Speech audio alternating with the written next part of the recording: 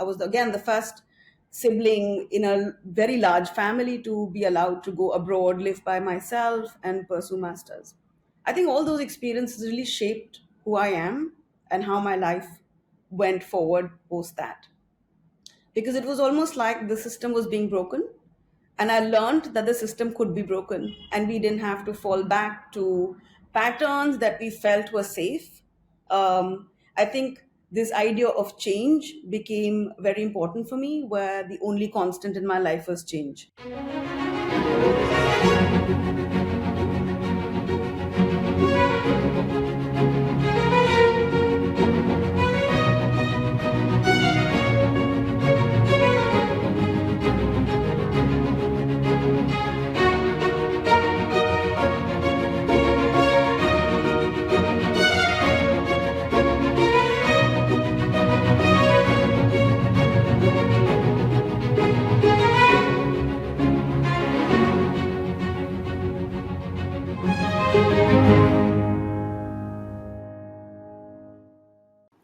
Hello and welcome to the Anahita Speaker Series presented by Carnegie India, celebrating stirring stories of empowerment, struggle, and success from women professionals in different fields across the globe. Stories we hope are bound to inspire other young professionals. I am Shayud Roy, Senior Research Analyst within the Political Economy program at Carnegie India. We are delighted to have with us today Smriti Rajgarhia, Director of the Serendipity Arts Foundation and the Serendipity Arts Festival. Trained as an architect with a master's in design, Smriti began her career working with a private archive in New Delhi, where she eventually created a museum space and archive for the collection. With the Serendipity Arts Foundation and the Serendipity Arts Festival, Smriti endeavors to explore newer forms of representation and recontextualize the kind of programming institutions need to engage with to widen the demographic of the audience for the arts in India. Ms. Rajgarhia, it is a pleasure to have you with us here today. Thank you so much for inviting me. It's a big privilege for me to be able to speak on this platform. So I'd just like to start with first with your early journey. So from being a trained architect, you have transitioned into the world of visual, performing, and culinary arts. What were some of the experiences which inspired you to follow this direction? I must tell you a little bit of a backstory. I come from a Marwari family, and this was like I'm now 44. So when I was much younger, the trajectory of a woman was usually to get married when they were 21. I think it was because of the immense support that my parents had, even though they wanted to get me married. They agreed to let me go into a technical education space, which was architecture, which is a 5-year program. um, with much ado and a little bit of fighting, I guess the opportunity that I had to really pursue my dream at that time to be an architect was an outcome of being successful. But I was also the first woman in my family to get technical education. I think for me, the support that I got from my father was really immense. I think both my parents have always said that I need to follow my dream, and your vocation, whatever you learn, doesn't become fixated or define you for the rest of your life. I think that stayed with me for the longest time. After my architecture, my love for design and space and how it could change the way we react within a space really made me go for my master's. There's a little anecdote. Both me and my brother were supposed to go and study. My brother was supposed to do his bachelor's in engineering, and he got through a foreign university, as so did I for my master's. And my parents could only afford one, and they chose to send me first. And they said my brother can go for his master's to America. And I think that showed the transition that was happening in the family structure, where they were allowing a girl to actually pursue a master's. It wasn't really, I was again the first sibling in a very large family to be allowed to go abroad, live by myself, and pursue masters. I think all those experiences really shaped who I am and how my life went forward post that, because it was almost like the system was being broken, and I learned that the system could be broken and we didn't have to fall back to patterns that we felt were safe. I think this idea of change became very important for me, where the only constant in my life was change. Post doing my master's in design, I ran a factory, actually, a furniture factory, because I'm from a business family, and it kind of made sense to do something which was more manufacturing based. Um, and my heart wasn't there. I did get up every morning and I did go to the factory, but there was something missing. Again, with great support from my family and my extended family, I decided to shut down the factory. And my mom said to me that you can't sit at home. We want you to get married, but you need to be independent. You need to have your own security and your own safety in the work that you do, in the finances that you have. So at any point of time, you could be independent. And we didn't know what was coming for me. So when I came back, we'd gone for a small holiday when I decided that I'm not going to do this anymore. And I came back, and my mom said, "Fine, you don't want to do this. Why don't you intern with someone?" So I joined the collector that you spoke about, Mr. Agarwal, as an intern, unpaid intern, for about 6 months. And I made myself indispensable to him. I loved my job. I loved looking at art. I was the only employee, but just being with those objects of art, I think, have shaped who I am today. And they were so closely related to the idea of design because, we often don't decode what happens to us when you look at a piece of art. What happened to me was it shaped who I am. It made me calm down. The stillness of the pictures kind of made me introspect and not react. Um, I worked with him then for 13 years. Like you said, I took care of the archive. We built an archive in Noida. We built a museum space. We took the archive to many parts of the world. Um, and we realized that there was a power in how you expose the public to the arts. And that's really when my journey started to say, why are we so elitist about arts? And this was only visual arts at that time. Obviously, now with the festival, we do all forms of arts. But that's really how it all started. And I think those 13 years in the archive with those thousands and thousands of pieces have made me who I am. So I've learned to pause because that's what you do when you look at art and when you experience art. And I've learned not to react and to reflect before I speak. And that's who I am. That's a very interesting take on like the difference between in reacting and taking it in. Um, I would like to pick up on one thing that you just mentioned about like the societal pressures of the time. So, what challenges have you encountered as a woman leader in the field of arts, and how have you overcome these to inspire others? So my challenges really, I didn't know what the challenges were. So when I was running the furniture factory, it was a very male dominated space, architecture and design, in the early 2000s, and not anymore now because you have stellar women leaders in the space. At that time, you could not name a famous woman architect, not just in India, but in the world. And it was a problem.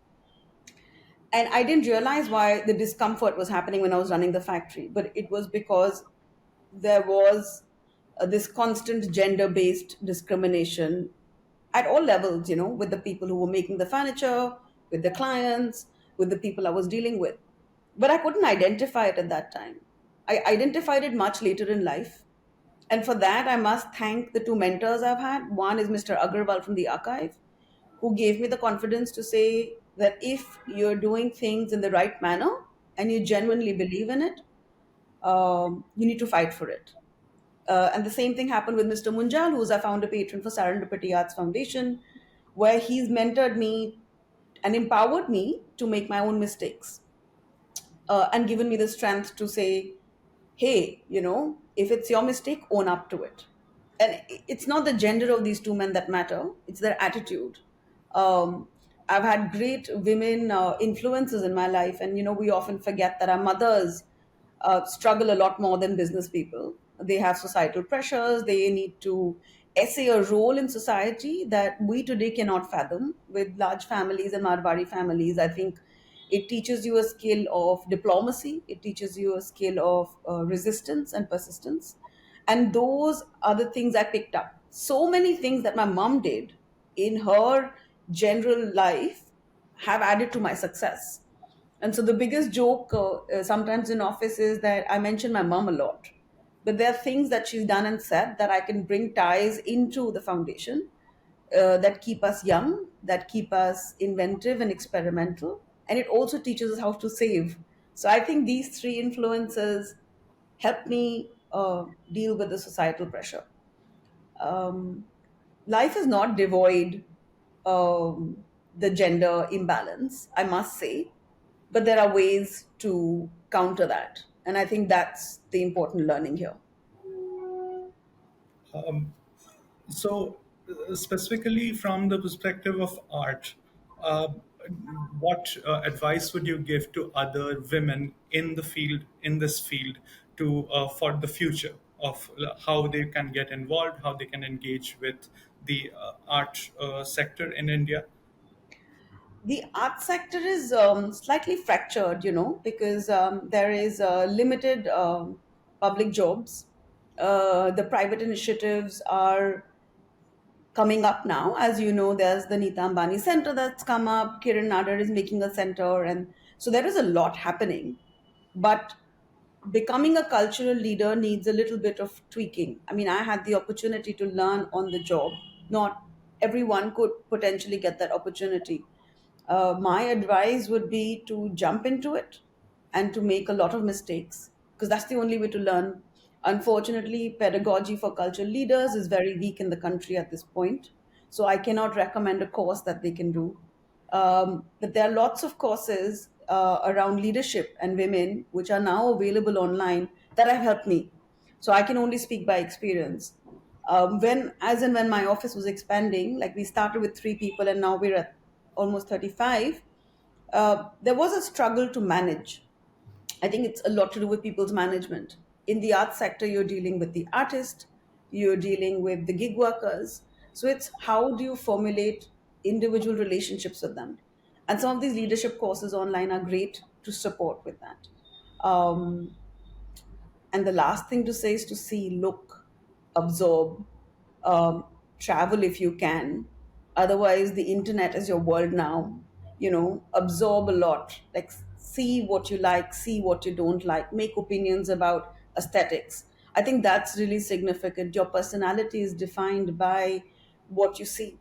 And the more you see, the more you hone yourself. Uh, Coming back to your work at the Serendipity Arts Foundation, could you tell us a little bit more about it and what some of the main initiatives of the foundation are? Sure. We started Serendipity Arts Foundation in 2014. And at that time, when Mr. Munjal asked me to start it, I thought it'll be a sleepy foundation. We'll give a couple of grants, the artist will be happy, and I'll have an easy job. Less did I know that he was very ambitious. And in 2015, we decided to start what we call the Serendipity Arts Festival. Now, this is the largest festival in India at this point in terms of sheer numbers. We embarked on a very special journey where we were trying to build an arts ecosystem which was quite spread out across the country. We wanted to understand how we could bring everyone together to collaborate to create a movement in culture. And that's really what we've started with. At the foundation, we have supported over 77 writers. A lot of them are women, because art writing is not something that finds support. So we have a lot of grants for that. We also started a very robust grant program because we feel that a lot of the topics are not commercial topics, and that's why galleries don't support it. So, what is it that we can do for them? We also run a residency, which is almost like an incubation center where we don't only teach them about finance, but we also tell them about production and aid them with technology, which I think is becoming more and more important in artistic practice and in all forms, whether it's dance, music, theater. I think technology is going to play a very big role in the future. So, kind of questioning that becomes very important for us. And within the foundation, we have done many projects with the single aim of supporting the artistic community to say what is it that we can do to make the ecosystem more robust. And the second is to bring back arts in daily conversation. I mean, what does it take for you to put your phone down and have a conversation about the arts? Can you take that pause, like I said? How is it that you take the pause? Can art be your break from the detox of social media and the detox of your general life? And so each program basically revolves around what kind of people. I think what we are most proud of is a couple of things. One, when the festival started, we were the first festival to have a state partnership. where we used their disused buildings in Panjim to create a cultural center. Now, that for me was very pivotal because we were reclaiming public space. These were all buildings used for offices which are lying empty, done by, I think they were made really long ago, in the late 1800s, and they become public spaces. So, how do you kind of reclaim public space with culture? Became very important for us. And the government supported us, which was really good because they realized that bringing the culture tourists back was very important for them. The second thing that we're very proud of is that we've been able to work with an array of curators. So every year, we work with about 14 curators in 7 disciplines, which is visual arts, photography, craft, culinary arts, dance, theater, music, to see how they all work together. So again, collaboration. Like, I think our core is collaboration. The way we work in the office is collaboration. I mean, to work together is really the theme of Serendipity Arts Festival and Foundation, and everyone needs to be heard. And that's why we're very excited that we've reached a point where everyone in the organization feels there's an autonomy and that they can be heard. And I think that's almost a reflection of what I wanted for myself, which is now translated to the festival, the foundation, and every individual that gets attached to us. You talk of collaborating with a large number of people.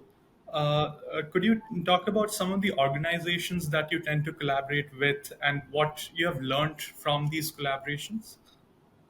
I think, when I started, everyone said collaborate. And I always wondered what that word meant, right? Because there are many types of collaborations. There is always a hierarchy in collaboration. There's a larger organization, a smaller organization. And it became very difficult for me to understand benefit for both. So, what we've done in the past now is that we ensure that each of our collaborations is beneficial to both. It can't be what they call parasitic collaboration, where one is kind of taking from the other and only taking from the other against a logo.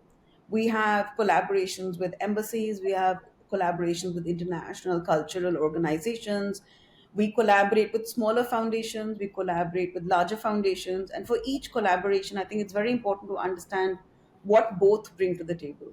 I don't think it's a one sided thing. I think often we feel that collaborating with someone means just having a conversation and putting the two logos on paper.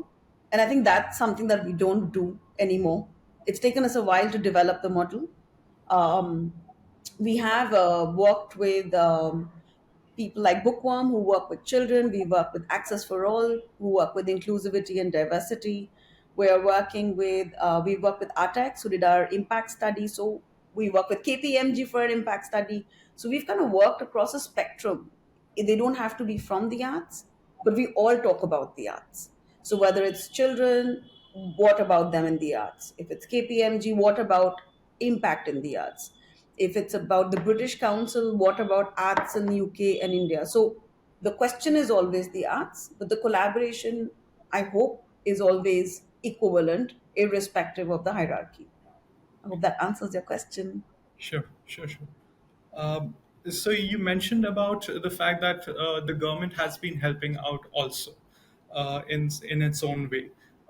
What are some ways, according to you, in which government policy can support or advance India's art forms that are like the need of the moment?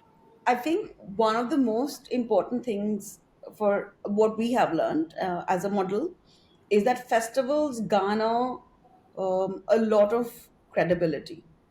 When we went to Goa for the first time, it wasn't a model that they'd worked on before, right? And it became very important for us to first justify why culture is important in a city. It became very important for us to justify why we wanted their buildings, because we weren't like renting a building or renting a ground. And what is it that they could give me without having a dent in their pocket, right? Like the equal collaboration. So, what are they bringing? What am I bringing? And how is it beneficial to both? If there was a one window permission, I think a lot more festivals would emerge in cities of India. I think there's a great potential. I think a larger level policy on if you want to do a culture festival, what are the mandates, how do you get your permission?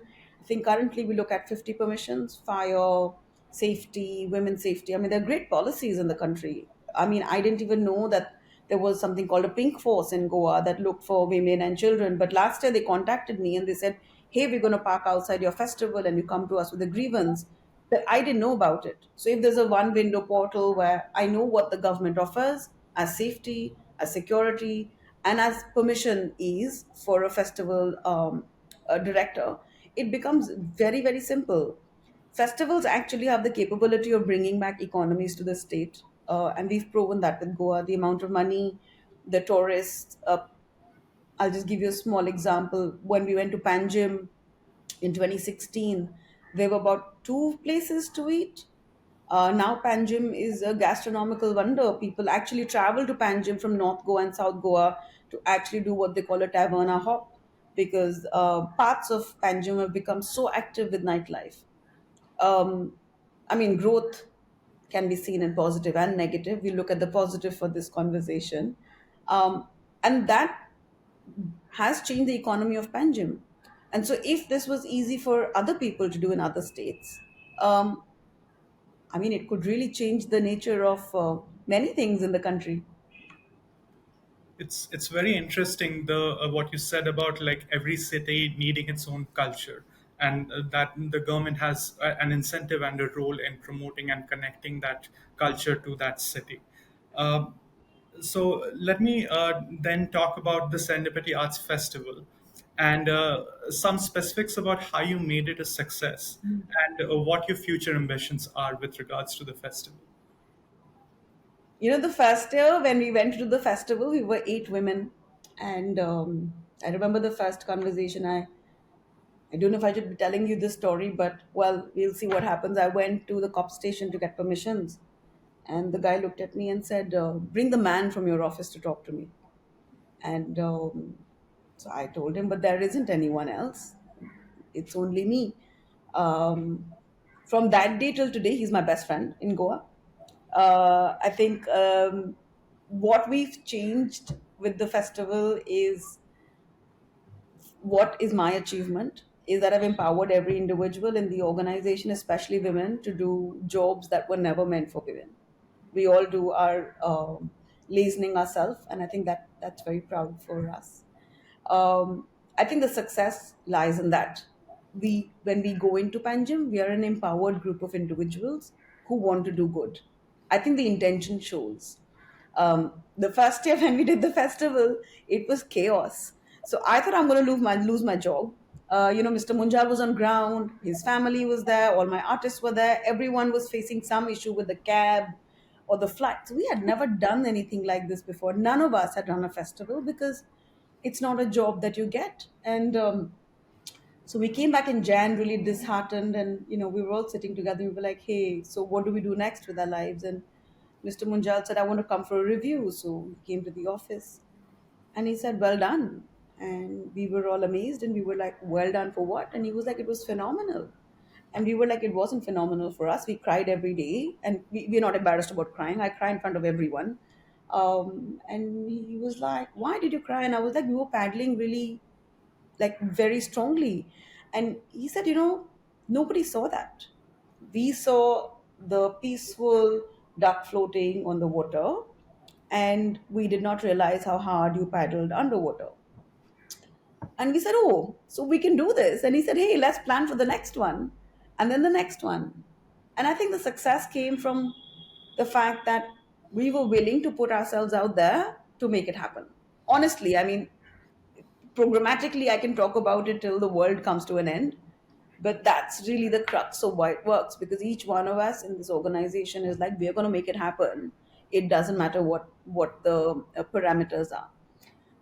In terms of programming, we made some very strategic decisions. In India, you have a museum and then you have a theater. Especially look at Delhi, you have the NGMA and then you'll have Trilini Kala Sangam or you'll have Sri Ram Theatre. Now, an audience that goes to Sri Ram Theatre will go for a short play and then they'll go and eat somewhere else.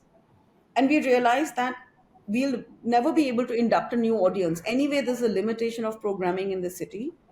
So a person going for theater, why will they go for an exhibition? So we started cross programming. In the venue where we had a theater, we would do an exhibition. You had to cross the exhibition to get to the theater. That visitor became my repeat visitor for the exhibition the next year. And the exhibition goer became my repeat for the theater. The It's about exposure. What was the trick for us to expose the audiences to a lot? And it was okay if they hated it, but they had to see a lot. And so we started programming more and more where you were spoiled for choice. So you wanted to experiment. You wanted to see an English play today and a Malayalam play tomorrow, even if you didn't understand the language. And we've been able to manage that programmatically. I think the key to the changing world and the way we live, the idea of the genius, the idea of a single discipline doesn't work anymore because we are so distracted, anyways, that we need a lot of distraction to be able to make our choices. And that became the core to Serendipity Arts Festival.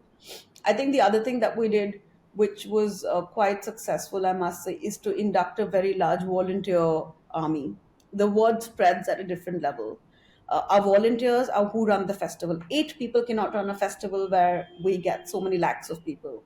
It's the volunteers who run the festival. And to kind of teach them, and not really teach them, but explain to them what it means to be polite and what it means to be on ground and own it. And that has had a multiplier effect that we couldn't even imagine happened. We have a marketing plan, but I feel it's been word of mouth because everyone who's come to the festival can feel the joy with which we build it at the festival. Um, I'd like to use my remaining minutes to zoom out a little and ask you about the art world in general. Firstly, how do you think that generative AI will impact arts and culture in the future? And Yeah. how would Serendipity Arts utilize technology? That's a really interesting question. Last year, we had done a project with a curator from Photographica called Matthew, and he had brought NFTs. Now, for the life of me, could not understand NFTs, given the fact that I'm so, like, I believe in the tactile nature of art. I want to touch my painting, feel the frame, etc., etc. This whole NFT revolution really had me flummoxed. So we invited him and we asked him to tell us about what it really meant. Like, what was it that was driving the world crazy? Was it just the idea of ownership?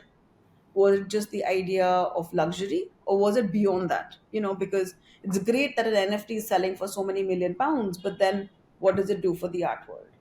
Um, the outcome was mixed. This year, we hope to do the same kind of conversation with AI. More than what I feel, I think it needs to be an open conversation about ethics.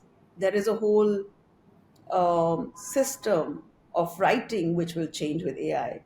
Just recently, the other day, one of our curators gave us a title that we didn't like, and the team very quickly went onto Chat GPT and started giving it prompts, and we got 50 titles. Ethics is something we need to talk about. I think the internet changed our world. NFTs might stay or go. AI is here to stay, and it is going to change the way practice happens for sure. But I think at this point, the question is ethics. Like, what are the ethics behind AI? And we would like to question that at Serendipity. I think before that, till we can't get our head around the ethics and what is the code of conduct there, it's very difficult for me to assess what will happen in the future in the art world. I mean, it's a um, it's a treat right now, right? All of us, like, I've tried mid journeys, I've tried to make my own pictures, but what is it? We're still grappling around with that. I see. Um, what, according to you, are some of the defining moments for Indian art and culture since the 1800s? Whoa, that's a big one. That's a big one. We can start with your favorites. I think one of the critical ones for me was that in 1922, there was a Bauhaus exhibition that happened in Calcutta, which was Okay. the first time Kandinsky and Paul Klee was shown there. Those paintings were lost, by the way. They're apparently still in India. They never went back. But they were shown in tandem with Sunani Devi, Rabindranath Tagore. It was a Calcutta School Meets Bauhaus exhibition. I think that was really pivotal. I think the relationship between the East and the West was much stronger at that time. I think my first love has always been pre-independence. So my highlights always pre-independence. I think bringing of the lamp black, which is the black ink from Japan into India, when we were trying to during the freedom struggle, when we didn't want to look into the look to the west, we looked to the east. I think that was a game changer. That was like a significant game changer in the way art was created, the way our iconography changed. I remember a lot of the works from Bengal school represented Japanese scrolls. That influence was very strong. Um, and influences don't need to be visible to have an impact. I think those have shaped much of what we see in the art world today.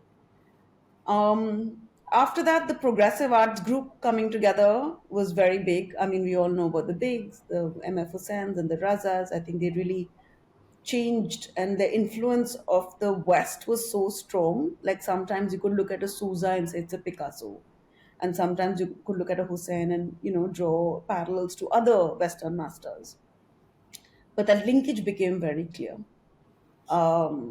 and I think these have really they're really the incidents that put India on the global map.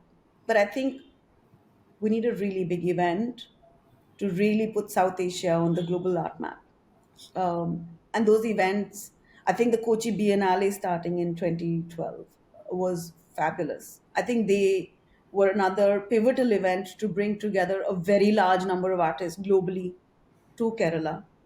That reverse influx was great for us because we suddenly became host to the best global masters. And what did that do? It was an artist run initiative. And the last but not the least was the India Art Fair. I mean, we cannot take away um, the commerce of art from art. And I think the India Art Fair was a really big and important point. I think they started in 2007.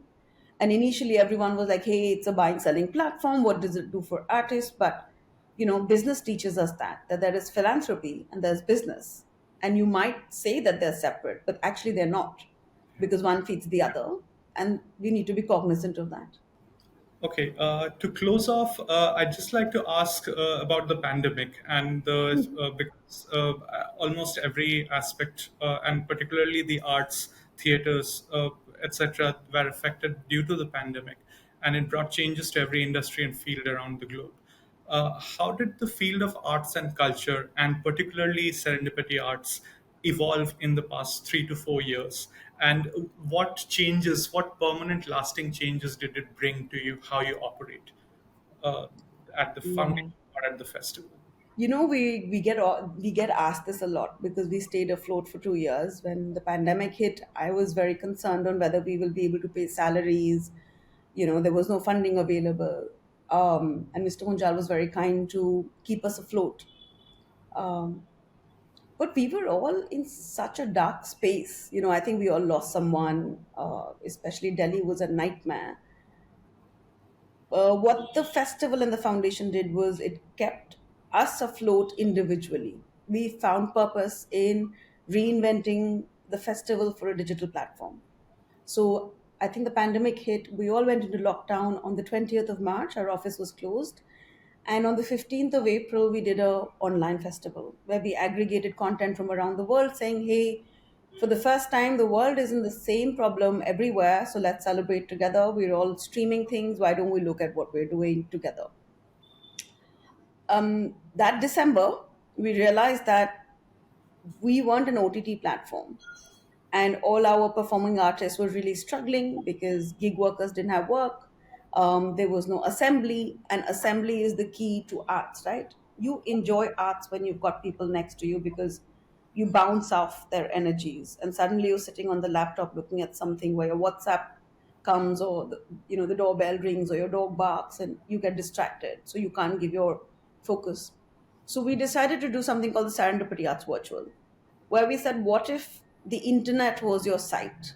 You don't have a physical context, but the internet is your site. And so we looked at code, and we looked at how can code be used to create artwork. We created the first cyber theater that you could enter and zoom into and go and listen to different narratives which were being live streamed. We tried something with hubs where you had exhibitions where you could tell your friend that you're entering hub and your avatar could speak to each other. Nothing actually made up for the idea of having a physical presence, but that's the world that we had assumed that we would be living in for a very long time. We got mentioned as one of the first foundations to quickly recover to accept the internet as site in the culture report launched by the United Nations, because we turned around quick. um, because we realized that we hadn't lost a site, we had gained the internet. What that has done is that we've adapted code. So a lot of our artists work with code, and we then took these digital works to a physical format. We planned the reverse. So when things opened up, we were like, hey, we're not going to leave it as one marker in history that we've done and it's over with. What happens to the site from the internet to a physical form? And if it had to go back to the internet, what happens? So we've constantly explored that. A lot of our workshops still happen on Zoom. A lot of our educational programs have started happening on Zoom. I think Zoom is a great way to, or virtually, it's a great way to save on fuel costs, flying people down, and we've adapted those things that have been cost saving, better for the climate, and also become models of engagement. So I think we recovered quite fast. I wouldn't want to go back to that period. I like tactile stuff. But it was great for the artist by the end of it. We could commission a lot of people. There was a WhatsApp play where you had to WhatsApp someone. So we tried all media. We said, okay, whatever we're interacting with, let's work with that. So you would go onto the website, there was a telephone number, she's saying something to you, you have to WhatsApp her and she'll reply to you. So it became an engagement in all the forms of communication that we were using during the pandemic, including the internet. It was fun. In hindsight, it was fun. Thank you, Ms. Rajgarhia. This has been an insightful look into the art world, not just from the artist's perspective, but also a look at the systems that organize and support the work of artists. Thank you for your time today. Thank you so much. This I hope everyone enjoys listening to my little story, and please, everyone should come for the festival so you can see what we do. Thank you. Thank you. With that, we come to an end with this conversation. To our audience, please tune in and subscribe to Carnegie India's YouTube channel for more such content. We'll see you in the next episode.